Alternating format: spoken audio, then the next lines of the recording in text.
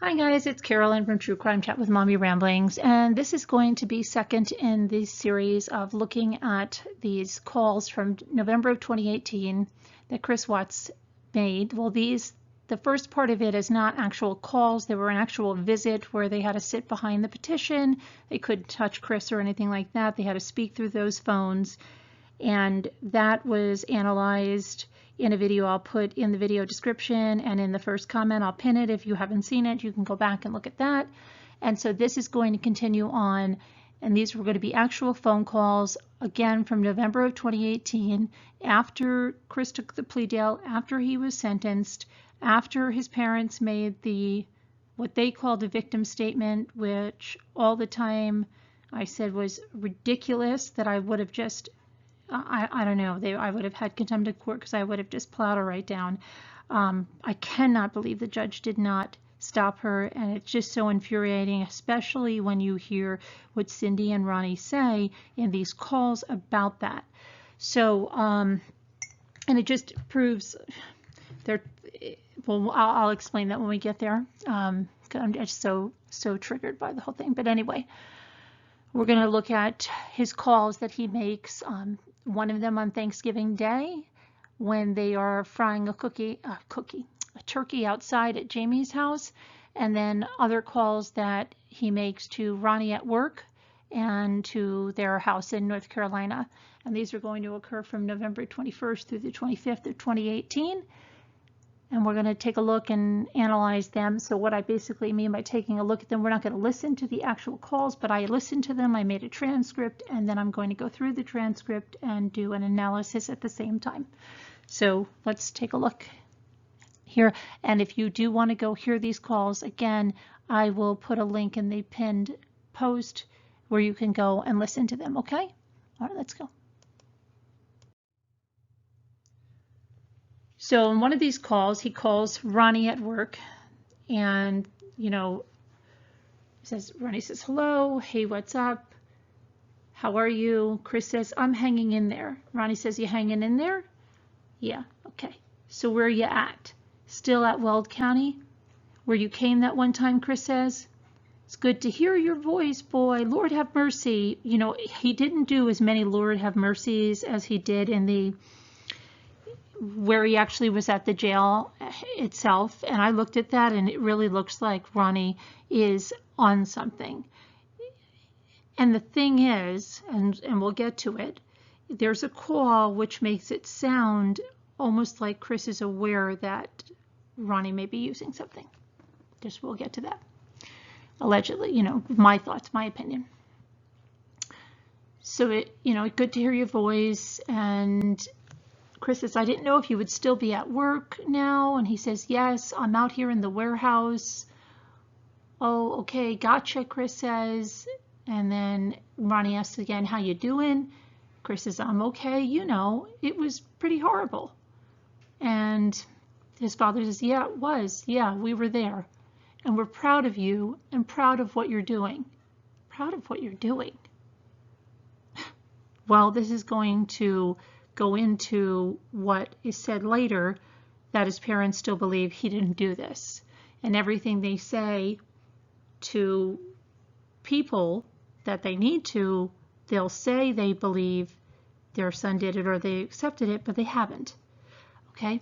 So while she went on some media and did say that she did not believe that he did it, and we've all seen that back from that time, it's just crazy because she's doing the same thing here. But they're saying that we're proud of you for what you're doing. We're really proud of you, Chris. And he said, I didn't know if you guys were going to come, but thanks for coming. And here's something very interesting. Now, Ronnie is talking about the woman that made the statement before Cindy made her statement at the podium at the day of sentencing, which I don't even want to call a victim's impact statement because it wasn't.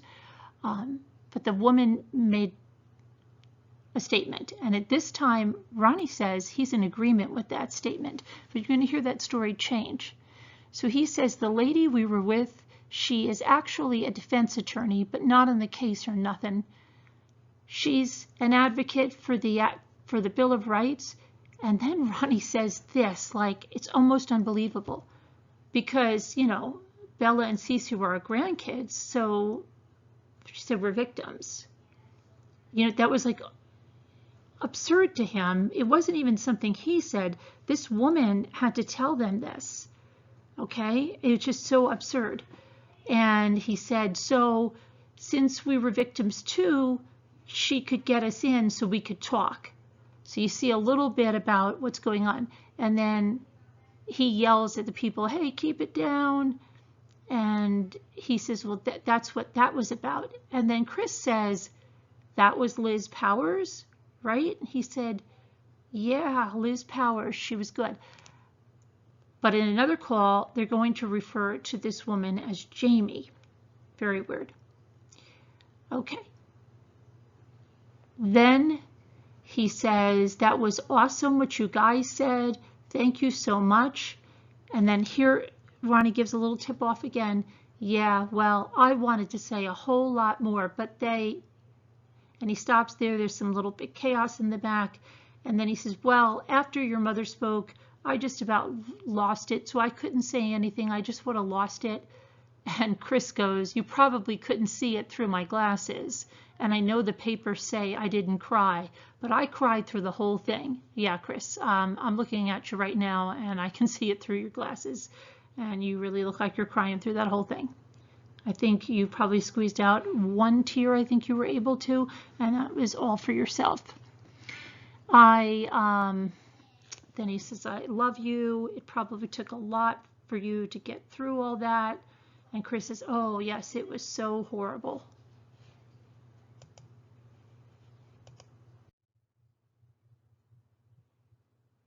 Now, here's some of Cindy's memorable quotes here.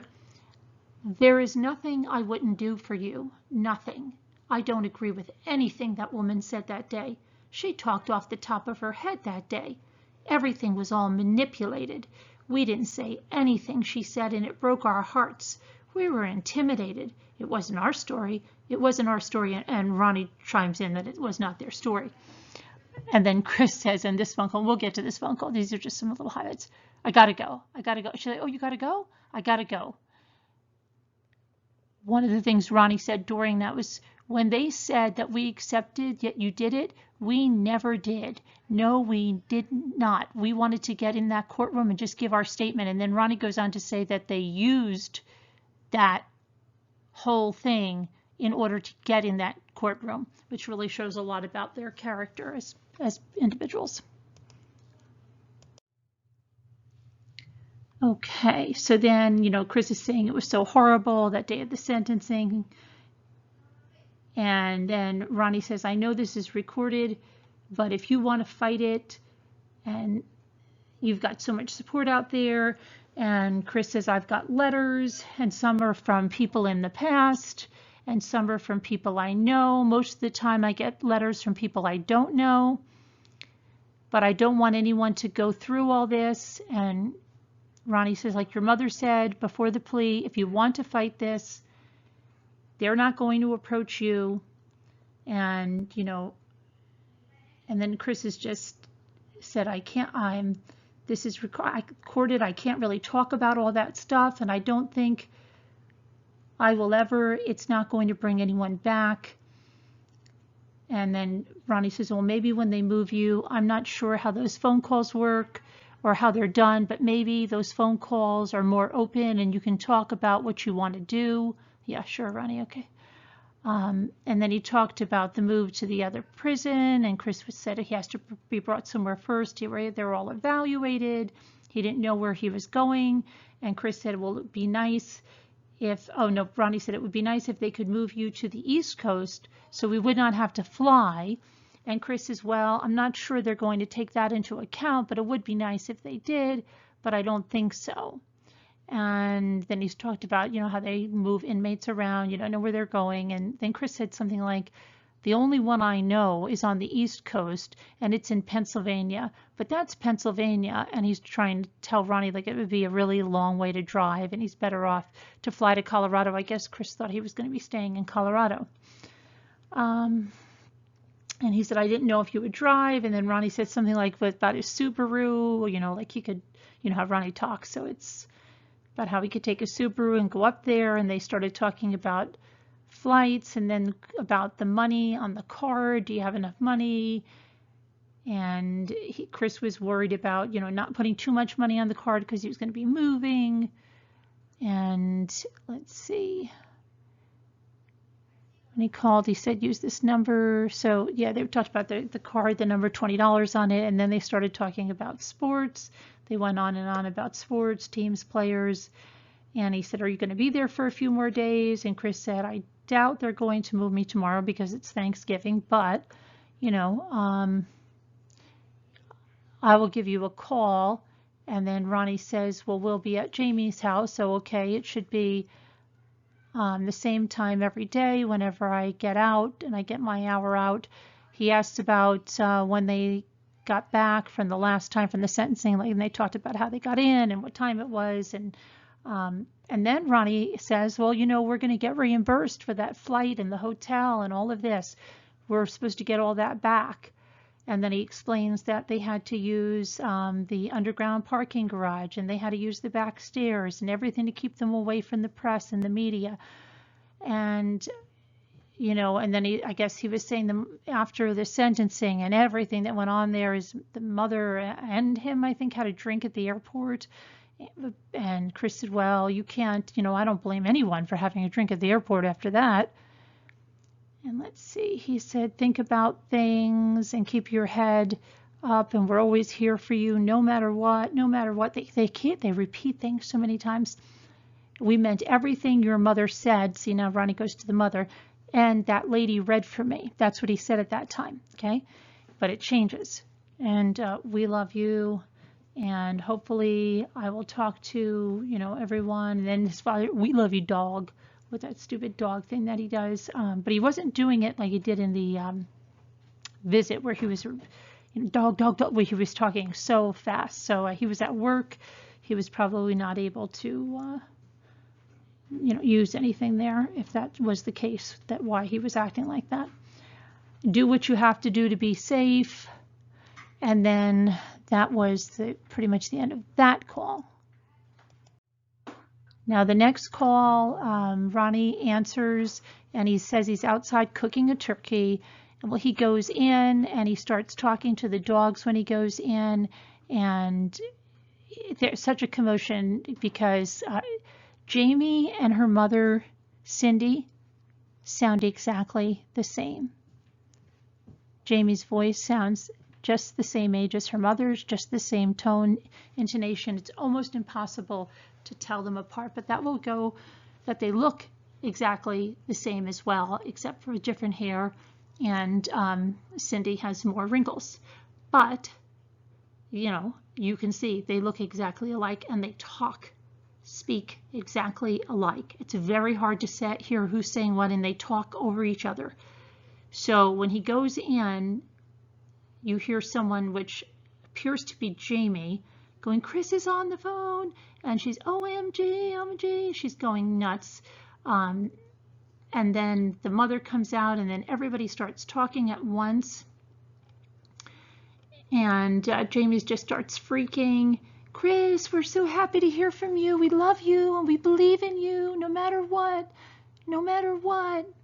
And then one of them, Cindy or Jamie, says, let's take it slow, let's take it slow. And then, okay, we need to slow it down. And then they have someone there named Joanne, and Joanne shouts something in the phone that, hi, it's Joanne, and I believe in you. It's so good to hear from you. I believe in you. And then it sounds like Cindy's, Chris, we love you. We believe in you. We love you. You were railroaded. Oh my goodness. Now, a lot of people think that's Cindy, but then if you listen to the call a few times, you see it seems to be Jamie, because the person that says this, you were railroaded, oh my goodness, don't you give up, and then says, hey, hold on, I'm going to try, we love you so much, this is not the end of your story, you need to do what you need to do to find your voice, whatever you need to do, we love you either way. and then says, I'm going to give you to mom and dad or something. I'm going to let you keep talking to mom and dad. I said, that was Jamie. Then the mother says, don't give up. You hear me? And he says, I'm being strong. You have to. There's so much support out there for you. Did you ever get our letters? And she said, I believe so much. So please do what you need to do, okay? Chris is like, okay. We love you no matter what. Either way, I love you no matter what. I'm going to let you talk to mom and dad. Yet that was then Jamie. Okay, that's when she pops off. Okay, so it does seem that she was doing the railroaded, but they were talking over each other like crazy. And don't give up. Promise me you've got to, because there's so much support. Okay, and then she asked about the letter. Did you get our letters? Yeah, we just got the letter today. I just got it today. And she's like, you just got it today? And he's like, yes, because they have to screen them because people send contraband.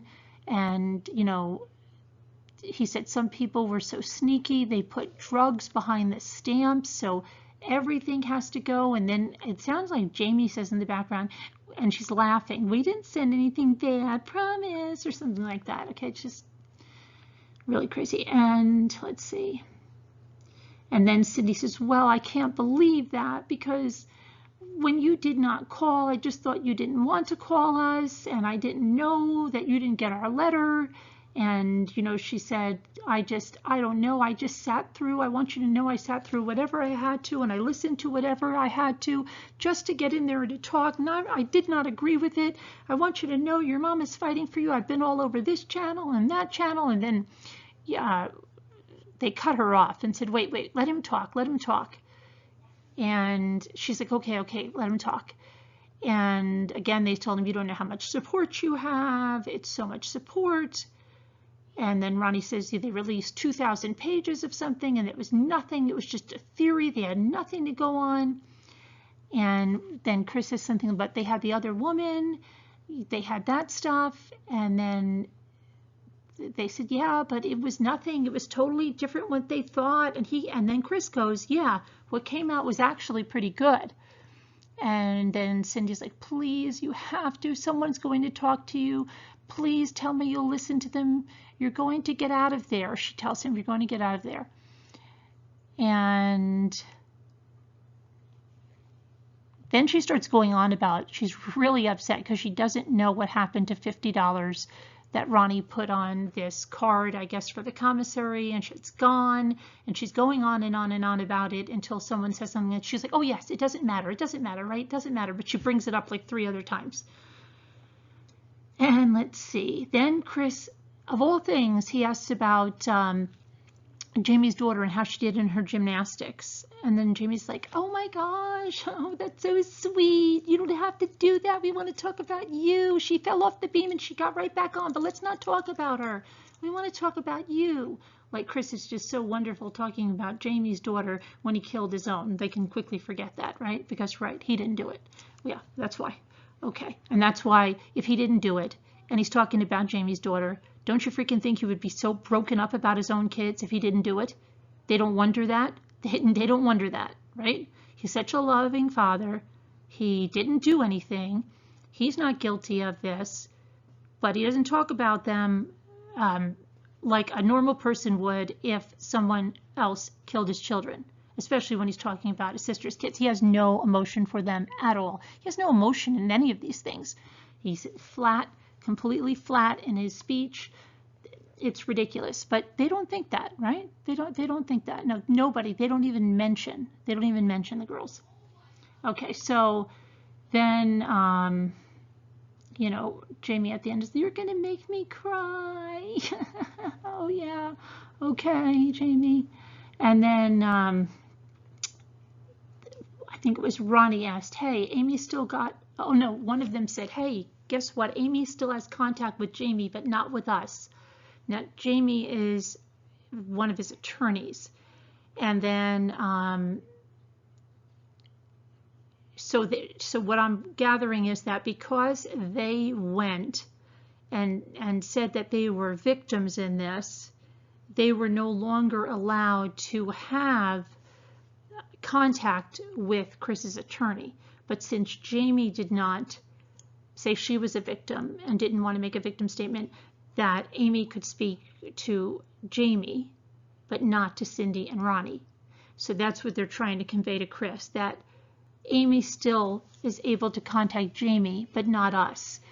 And she said she was able to contact Jamie, but she can't contact us. I mean, we only went on that victims thing just to talk to you. And we want you to know that. And then Chris starts telling them, yes, I know all about it. You know, that's they can't do that because, you know, he starts going into a little legal stuff in there.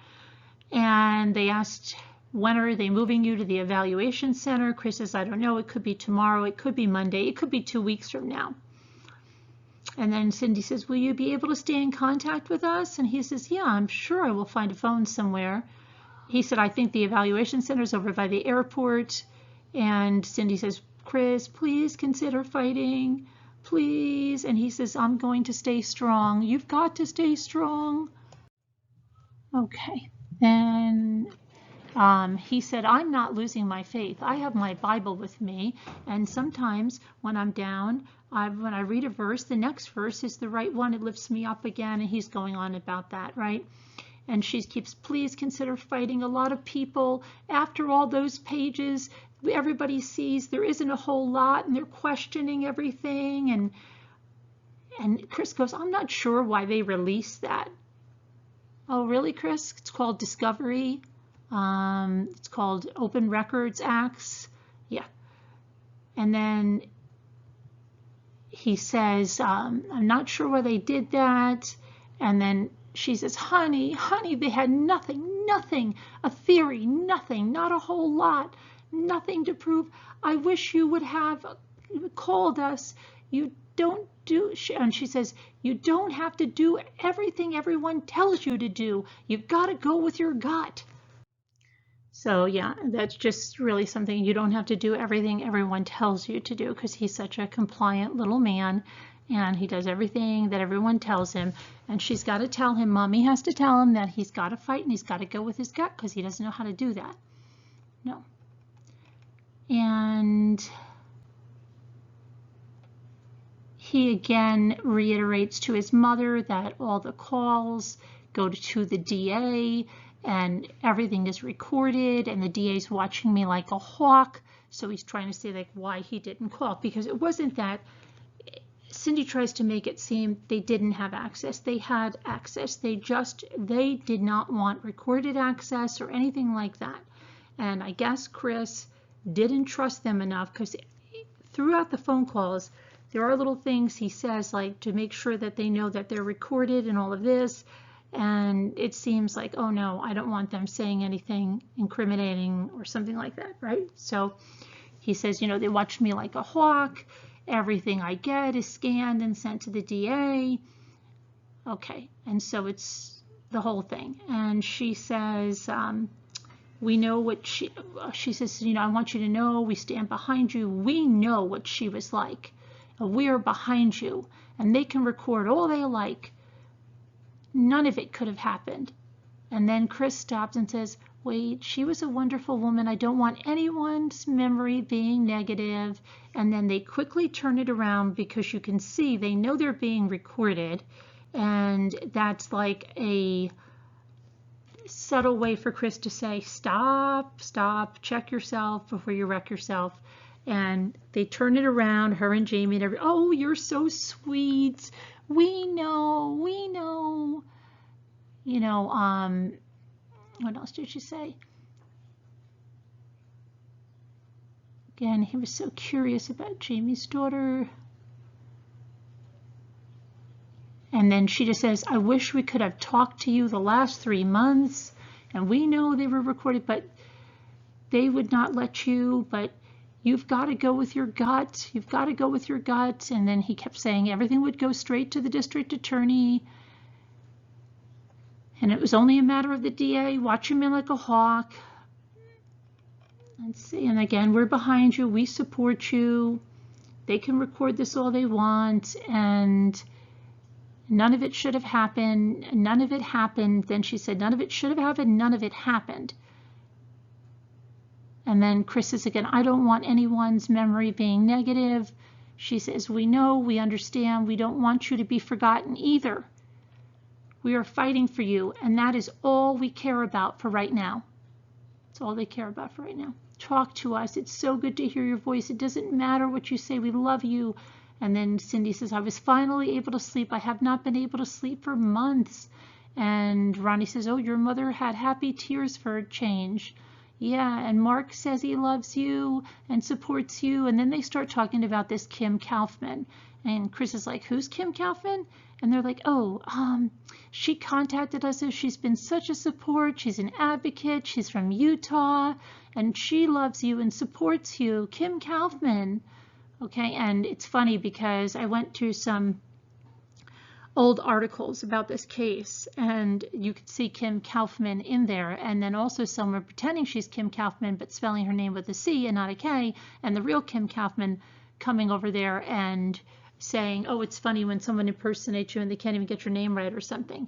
But you know, not much more about this Kim Kaufman in present day. So let's go see what we can say now. All right, let me go on. Okay. So she says thousands and thousands, and they're all talking over each other. So it's really thousands and thousands support you. And she says, I got a few letters. She talks about a Bobby Sparks and JP reached out. They love and support you. Don't you worry. We know the truth. And you have a lot of people that care about you. And then they asked him, what are they serving there for Thanksgiving? Anything good? And he starts to talk a little bit about the food. Oh, really good. And then he got some special stuff from the commissary. I believe he got some Oreos and something else. I don't know. But I think it will be easier at the new place than here. And they're talking about the card again. And she says, when you get there, let us know what you can have. I want to send you a book every month. And we're going to fight for you. Don't worry. And he says, don't worry, I'm not going anywhere. And then it sounds, one of them says, but would you talk to an attorney if we get one set up? And again, Jamie and the mother are talking over each other. And when you go to your next place, and he said, I just want to see where I'm going to go. I might stay in Colorado. Yeah, no, not so much, Chris. And then they're like, will you think about it? And then he's like, I just want to get settled in or something. And then Ronnie is like, we love you no matter what. And it sounds like Chris said, when Chris said, I'm not going anywhere, I believe it was Jamie that said, but no, we want you to go somewhere, meaning out of prison. And he said something like, I just want everyone to have happy memories. This is like a joke. They go, we do have happy memories. Everyone has happy memories to look back on. It's like, you know what it reminded me of?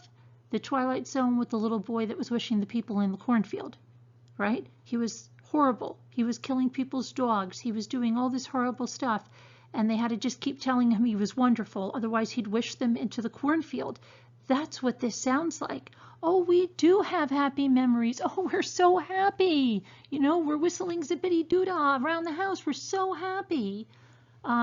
Yeah, they just keep talking to him like that. It's exactly like he's, you know, that little kid over there, and, you know, keep telling him. He's really good. I think the kid's name was Tony in there. You know, keep telling. No, what you did was a good thing, Chris. You did a very good thing. Did I do a good thing? You did a very good thing. A very good thing. You won't wish me into the cornfield? No. Keep saying that. And remember the neighbor that comes out finally and he can't take it. And he's like, I can't take this.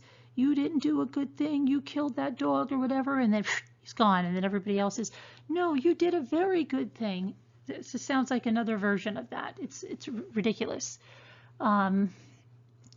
So then Ronnie's like, just give him time. He's got to get situated, get in a mindset. Oh, okay. We love you, Chris. We love you, Chris. And then she's like, I just don't understand why you don't want to fight. And again, I just want everyone's last memories to be happy memories. Is he nuts? Everyone's last memories to be happy memories. Okay, Chris. And let's see. Promise me you'll look into fighting. Promise me. And then the next question is Ronnie starts talking about football again.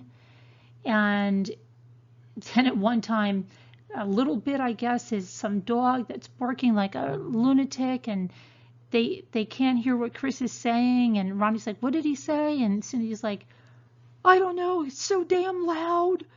A little bit. Yeah, this very soft-spoken woman's cutting off her little script there. And then then this woman, I guess Joanne, comes out screaming at the dogs, quiet, shut up, whatever she was saying, you know. And then they ask him something about sports, and it sounds like, well, where are you? Well, they moved me around. Oh, you don't have access to the TV? You should hear. Oh my gosh. Like as if she's going to call and be like, why doesn't my son have access to the TV? Don't you know he's not supposed to? It's insane the way, how upset she got over this, okay? It's Cindy, you got to check yourself. Poor Chris, you know? He didn't get to go to the rec room with the rest of the kids. Why, Cindy? Because he killed his family and he's an easy target. And then he'll be killed and then you'll complain about that, right? Okay. So then he starts, then Jamie starts, me, it's me time. Chris, me and Robert are buying a new house. We're going to bite the bullet now. It's in 1978. It was built in. It's an old house, but it's on 4 acres right by the baseball field.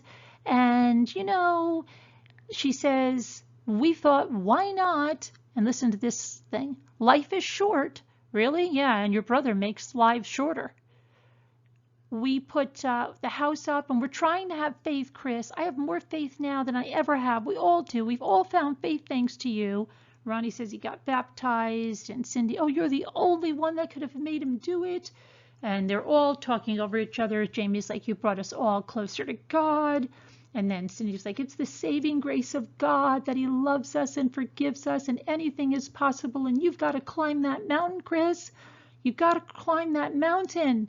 And then he says something like, well, everything happens for a reason. And then he starts talking about something he's reading in the Bible, but they kind of jump in and you say, you are in our thoughts and our prayers every moment of every day. Jamie says, you're in my thoughts and prayers every moment of every day. When I go to work, I put on Christian music. I never did that. And I think of you at every minute. You've brought us all closer to God. They're acting like this is just such a great thing. You know, this is really for the best. It's almost like they're sounding, these people are nuts. Okay. So they're all talking at once, and it's very chaotic. And then they even say it, oh, we're all talking at once, but we have not been able to talk to you in so long. Just keep calling us. Call us every day. You know, just keep calling us. Your dad will put money on the card. And then Jamie's like, call me anytime. They're talking about the good memories. They will never forget them. We're here. We will never desert you. We will be here no matter what. I know it's hard on you, son. Who did this? You know it's hard on him? Watch out, he'll wish you into the cornfield. You do whatever you need to do to be safe. I worry about you. I just want you to be okay. He says, I'll be okay. And then, have you been okay so far? Yeah. And then one of them, I'm not sure. I think this might be Jamie, which is kind of weird. Chris, I wish I could just bottle you up and bring you back here. And then it sounds like Cindy says, we wish we could turn back time, but we can't turn back time. But how I wish we could, but no, but we can't. I know there's a lot of people that wish they could turn back time. Probably the Rzuceks family. You made our Thanksgiving. Yep, he made their Thanksgiving. We're not going to forget. We will always be here no matter what. Don't you worry. We're never going to forget you. Oh, okay. I know it's so hard on you. I worry about you, son. I want you to be okay. And then he said something, and that's when Ronnie's like, did you hear the last thing he said? And they're like, no. And the dog's barking, the lady's screaming, right? Our love will never change. We are always here for you, always. And then Ronnie starts giving him the scores of some stuff, because remember, he couldn't see the TV or whatever that Cindy wanted to complain probably to the authorities about. And then another of the female voices, Cindy or Jamie, starts talking about sports, and then the other one says, I don't know anything about sports, so I can't say anything. But let him talk to us. Let him just talk to us. Yes, Chris, please. We want to hear your voice. I want to say we love you and thanks for, oh, he says, I want to say I love you and thanks for all your love and support. That was his call, okay? And then that call ended. That was like the last minute, and it just, they were all talking over each other, and it ended. And then there was another call, and this was the one, let me see if this is the frantic one. Hello, hey, Chris, what's up? And this is, now Jamie is not there at this one. And Ronnie gets the phone, but then Cindy's right on top of it. Hey, how are you? Are you still at the same place? And here comes Cindy. Hey, sweetheart, how you doing? I'm okay. Are you really okay? Yeah, I'm okay. You're at the same place? Okay. Okay, darling, I did not know you didn't receive our letter until a few days ago. And he goes through the whole thing. And then here's what Cindy will talk about is bombarding Chris.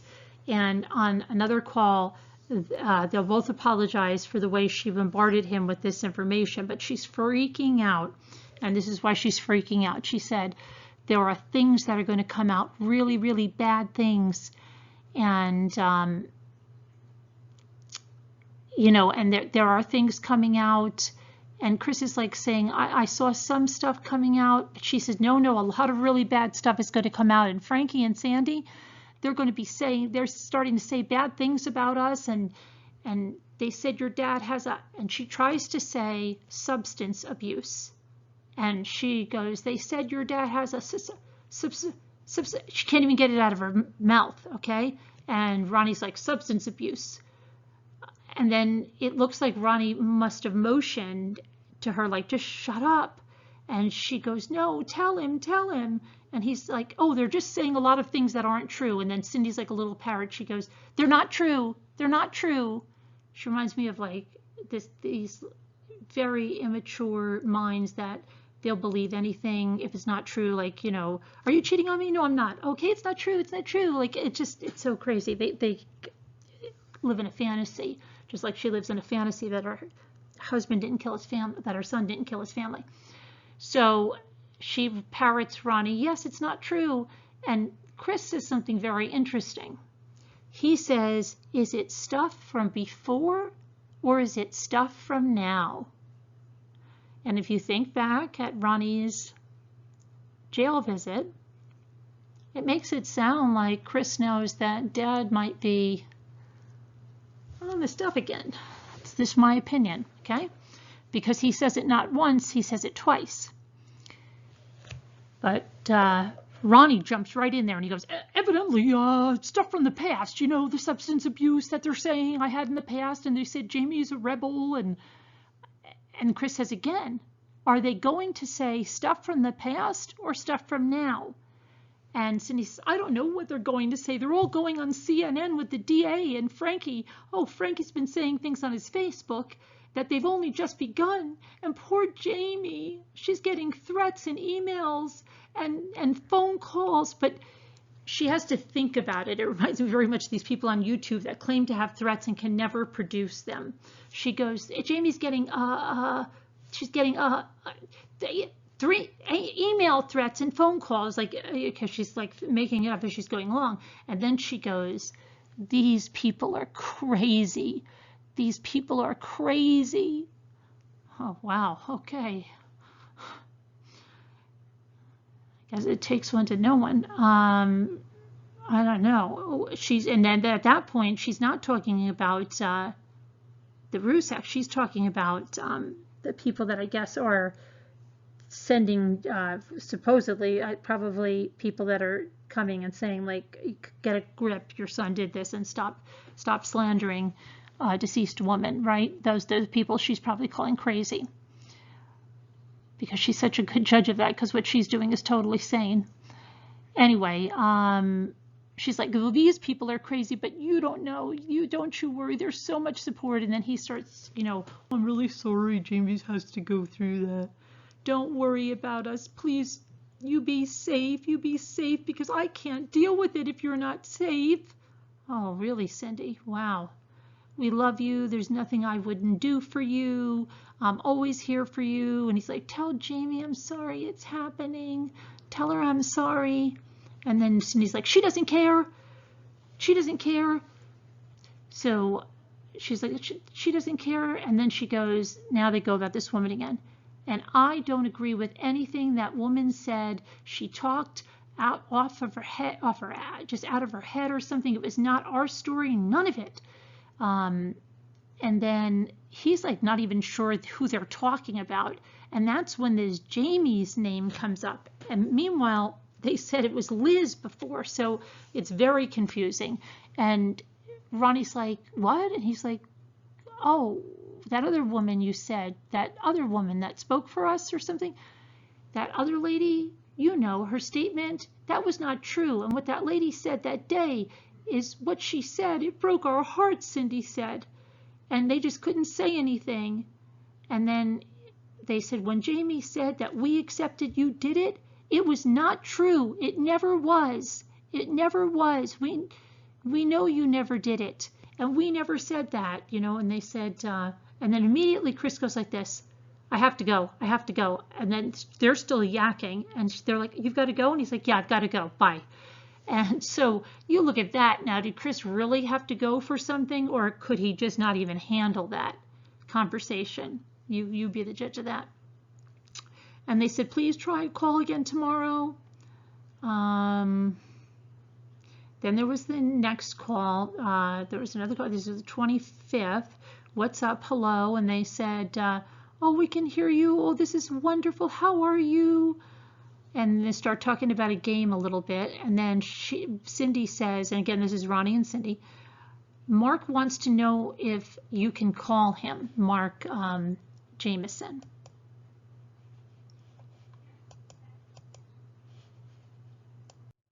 Okay, so I'm sorry, somehow my recorder got turned off, so I want to just make sure I'm going to start with the 25th. That call, what's up? Hello, we can hear you. This is so wonderful. Ronnie and Cindy both on the phone, on speakerphone. How are you? And Ronnie starts immediately talking about some game. And then Cindy says, Mark wants to know if you can call him, Mark Jameson.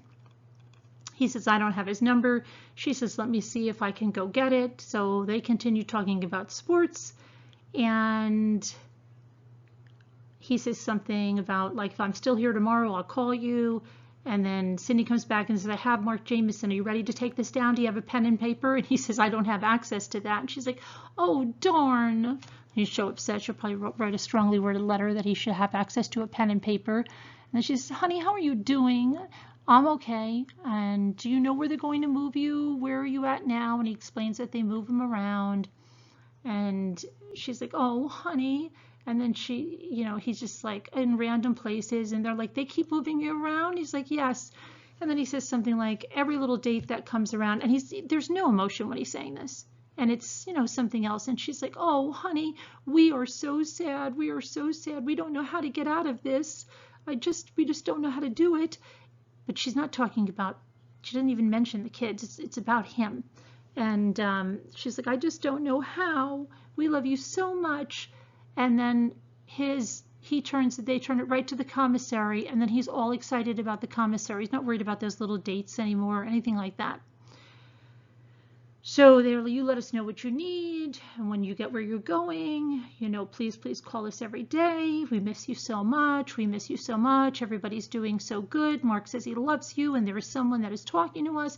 She wants to write to you. He says, who's that? Well, it's that Kim Kaufman. And then Ronnie says, well, you know, it's great because she has relatives. They're in Weld County. They're in law enforcement. She lives in Utah. So again, with this Kim Kaufman, and they're talking about the commissary. Like they don't have a problem or worry in the world. There's no emotion or anything about it. There's no talk about the kids. You just let us know what you need. Please call us every day. Let's see. Mark supports you. Mark, maybe you could call Mark when you get there then. And then they apologized for bombarding him with that last call, that one that he got off right away, because I guess they're thinking, why did he get off right away? Maybe because we bombarded him and it was too much for him to handle. So the father says, we are so sorry for bombarding you with all of that, the last call. And your mother, it was just your mother. And she's like, I'm not going to bombard you with this. I'll wait till I see you face to face, and then we can give you a hug. And that's going to be so wonderful. And what else did she say? Have your sister sends her love and support, and then they go to her husband Robert, and then he just says, so I'm so worried, I'm sorry again about Frankie and what's going to happen. They're like, oh no, it's okay, don't worry about that, just promise me you'll be careful, promise me you'll be careful. Did anyone come to see you, like an attorney? Did your attorney come? And not this weekend, he says. And is she still coming in to see you? And he says, and they keep calling her Amy. Is Amy still coming in to see you? Yes, she was here on Thanksgiving, and she'll be back. She was here Thanksgiving weekend, he said. Oh, that's wonderful. And again, he says, I'm sorry about the emails and the phone calls supposedly that Jamie's getting. And she's like, oh, you don't worry about that. We're strong. We're strong. And she says, I know the kind of man you are. They don't know us. They don't know you. But she says, before she says that, I know who, I know the kind of man you are. Hold on, I put down something she said, because it was about her. Like, I know the man that that's what I know the kind of man that you are, because it's all wrapped up in her. That's exactly what it is. If he's a bad person, she's a bad person. So that's exactly what it is. And then she just looked around. They don't know us. They don't know you. Haters are everywhere, but there's so much support. So we're getting letters from so many people. I'm getting thousands and thousands of people on my messenger. And they're like, the whole case, it's the best thing that Discovery came out. The whole case is being questioned. And I mean, I don't want to say it on the phone, but you know, she's saying, you can't believe it. And it sounded like Ronnie said, yeah, they're even loving me. Like the people, their supporters. And she says something like, well, everybody loves Ronnie or something. And then he's like, yeah, but I hate all this is happening. And then they're like, no, don't worry about it. We support and love you. Don't worry about it. Don't worry about it. And then she says again, that woman in the victim's rights, nothing she said was correct. Do you understand me? Nothing she said. That's not our story. We never said that. And let me just... None of it, she says, none of it was true. We had no idea she was going to read that. And then Cindy goes, I was horrified, and I sent her a message, and I told her, don't you ever talk on our behalf ever again. And like, you know, she gave her what for is what she's saying here. And then she said, we never agreed with anything like that, nothing like that. I did not think, and he says, I didn't think you agreed with it, but I didn't even listen to what she said. And she said, we felt like we were in enemy territory. We just used her. Oh, this is Ronnie saying, we just used her to get there and talk with you. Yeah, exactly, about their character. And then she said, when you just got the letter that I overnighted, I didn't even know what was going on. I thought you didn't want to talk to us. And she said, I mean, I guess Amy... something, they talk over each other. You did not get our letter. I thought you didn't want to talk to us, and your attorney would not let us talk. And then they start talking about the recording. You know, I think it was Chris that mentioned, and then she says, well, there's nothing wrong with saying you love and miss your son. There's nothing wrong with that. There's nothing wrong. And Chris said something like, well, they don't just want to give people, they don't want to let people just give into their emotions and then say, how would you have done that, or something. So I think it's him that's thinking like, oh my gosh, if they come down like loose cannons and start not knowing they're recorded, they'll do me in or whatever. It sounded like it was more worried about that. And then it makes it sound more and more like he got off that phone on purpose. So then she goes, well, talk about the game, Ronnie. So he talks about the game for a while.